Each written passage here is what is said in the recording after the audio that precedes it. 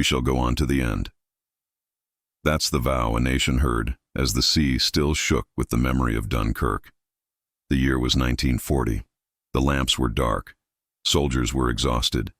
Families listened on radios that crackled like distant thunder. And Winston Churchill stood in the House of Commons and promised something most of them could barely believe, that they would not stop. They would go on. Let's be honest. When life breaks, that line feels impossible. Go on, to the end?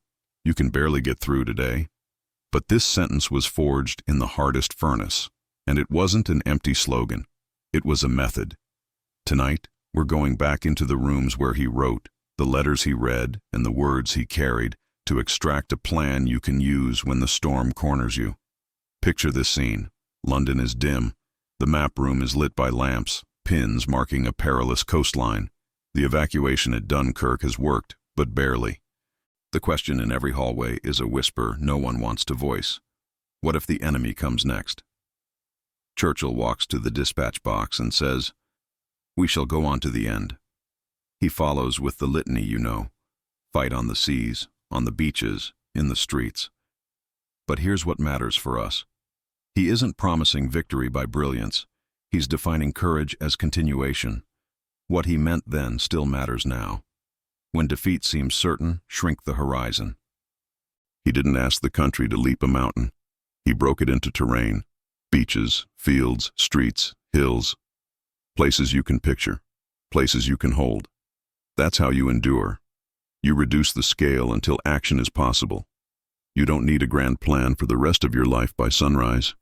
You need the next defensible piece of ground. Maybe your beach is getting out of bed and sending one email you've avoided for weeks. Maybe your street is the difficult conversation you've postponed. Maybe your hill is an application, a resume, a phone call.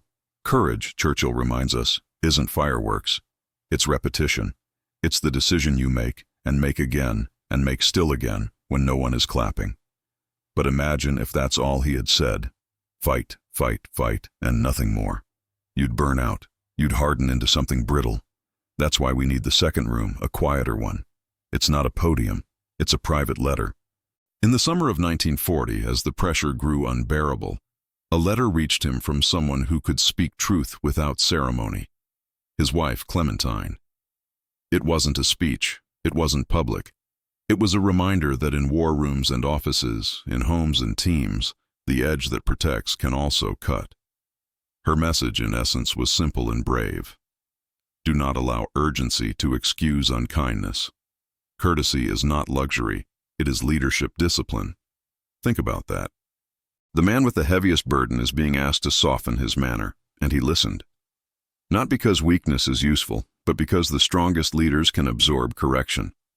That letter is a mirror for us. When stress rises, we can become sharp without noticing. We justify the tone. The stakes are high, we say. Churchill's lesson from that private moment is this. Greatness is not only the roar, it's the restraint. Not just the attack, the apology, the pivot. The willingness to let someone you trust pull you back from the cliff of your own intensity. What he practiced then still matters now. If you manage people, if you raise a family, if you lead even yourself, you are responsible for the weather you create. Storms outside do not license storms inside. In your next crisis, try this Churchillian counter-move. Go firm on the objective, soft on the people. Hold the line on standards. Hold out a hand to the humans meeting them. That contrast, iron and grace, keeps armies and teams from shattering. But the story of Churchill's endurance has one more layer, and it's not shouted from any balcony. It's found in a quiet kind of repair. After the disasters of 1915, after public blame and political exile, Churchill found a strange ally, a new craft. He picked up brushes. He learned to paint, not to escape responsibility, but to empty the mind of noise and refill it with color. He would later write about this habit as a refuge that saved him from a slide into darkness. What he meant then still matters now. When the battle drains you, you cannot sprint on fumes. Renewal is not a luxury. It is strategy. And it looks practical. A walk without your phone, an hour at an instrument, a few pages in a book that isn't about your job. You are not betraying your duty when you rebuild your clarity. You are strengthening the person who must carry it out. That is how you stay in the fight without becoming the fight. There's a through line in these rooms. Commons, home, studio. It's this. Courage is a system. One part declares where we stand.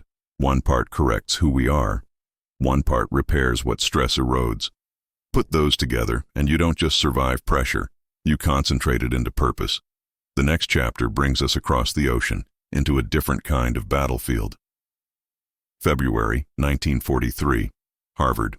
The sky is clearing over a war-torn world, but the cost is staggering.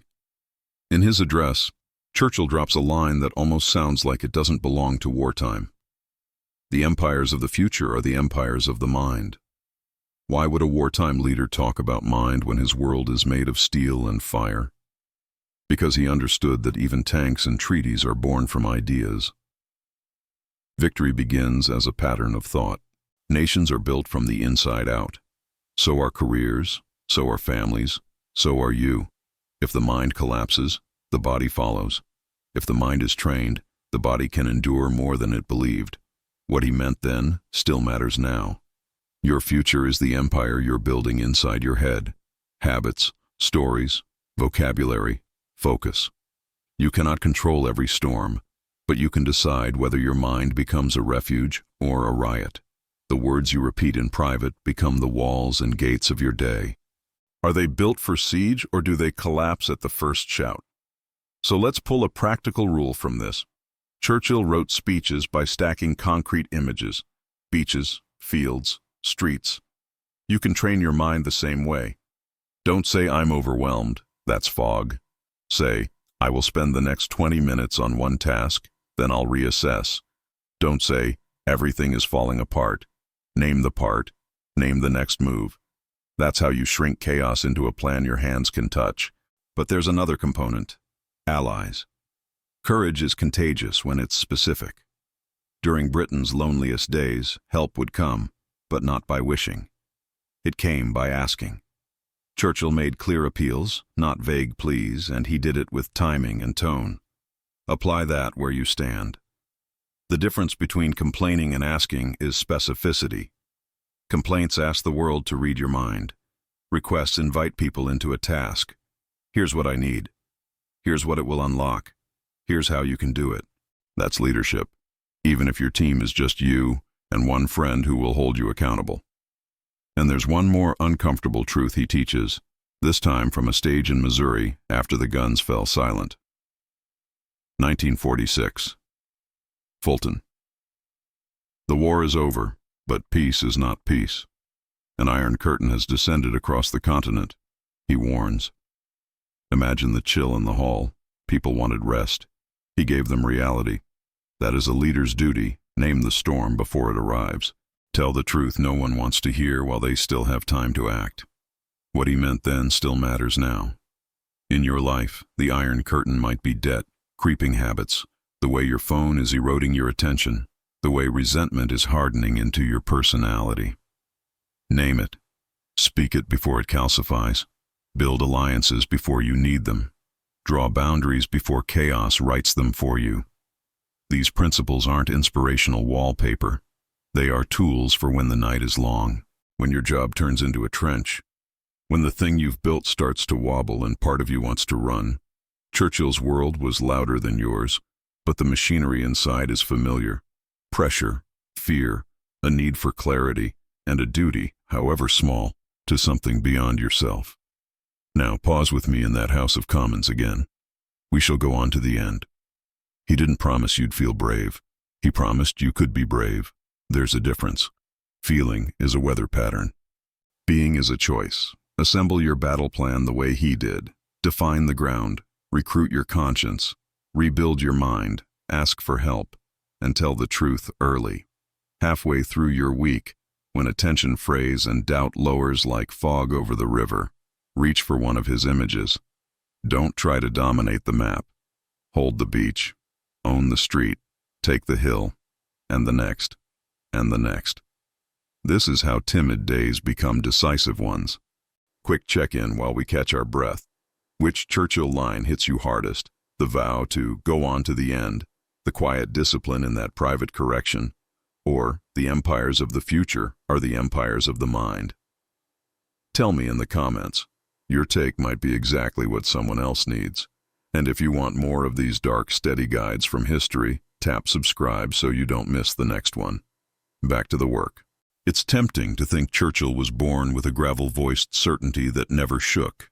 He wasn't. He had failures that would have ended other careers. He made enemies. He was thrown out by voters in the warm afterglow of victory. Imagine that. Leading your country through war and then packing your things quietly because a democracy said, "We're going another way." He knew humiliation. He knew doubt. But imagine if he had decided that the story ended in 1945. The doors would have closed on a mind that still had sentences to give, warnings to issue, and a world to help rebuild. The lesson is simple and severe. You are not finished when you lose. You are finished when you decide loss is your identity. Everything else is a page, not the book. Bring it closer. When your latest effort stalls, when your friend misunderstands you, when a gatekeeper says no, try Churchill's arithmetic. Reduce the problem to doables. Ask for precise help. Find one discipline that quiets your mind. Painting for him. Perhaps running, journaling, carpentry, gardening, coding for you. And keep the edges of your character sharp where they must be, soft where they should be, strong on outcomes, kind in method. There's a line, unspoken but alive, in all of this.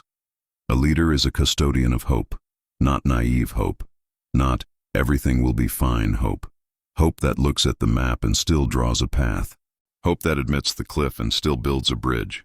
You don't need a title for that. You need posture. So the next time you feel the crash coming, news you dreaded, a plan falling apart, remember the sequence. First, choose your stand. We shall go on to the end. Doesn't mean you will never cry, never hesitate. It means you refuse to name collapse as your fate. Define the smallest unit of advance and take it. Second, guard your manner. When heat rises, speak with cool hands.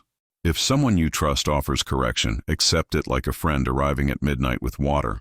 It doesn't diminish you. It makes your future self safer to follow. Third, fortify your inner empire. Feed it quality. Reduce the junk that erodes it. Your mind is the control room. Keep it orderly. Keep it stocked. Build rituals that anchor you. Early morning pages, midday silence, evening reflection. In wartime, routines were lifelines. In your day, they can be too. Lastly, tell the truth early. To yourself, to your team, to anyone who will be impacted. Don't spin disaster into comfort. Name it. That's how you make real plans and enlist real allies. Imagine Churchill standing under a slate sky, cigar in hand, knowing the enemy would test every weakness. He didn't gamble on miracles. He constructed them out of repetition and resolve, out of the grit of ordinary people who refused to let go. That's available to you. Not the drama, not the war, but the discipline under it. And if you forget everything else, hold this. Your courage is not measured by the volume of your voice, but by the consistency of your steps. In a world that makes noise, be the person who keeps moving. One street, one beach, one hill, then another. Because somewhere, perhaps closer than you think, someone is listening to your version of that House of Commons vow. A child, a colleague, a friend, your future self, and they will decide how to act based on the weather you send them. So stand up. Set your shoulders. Choose your ground. Go on, to the end.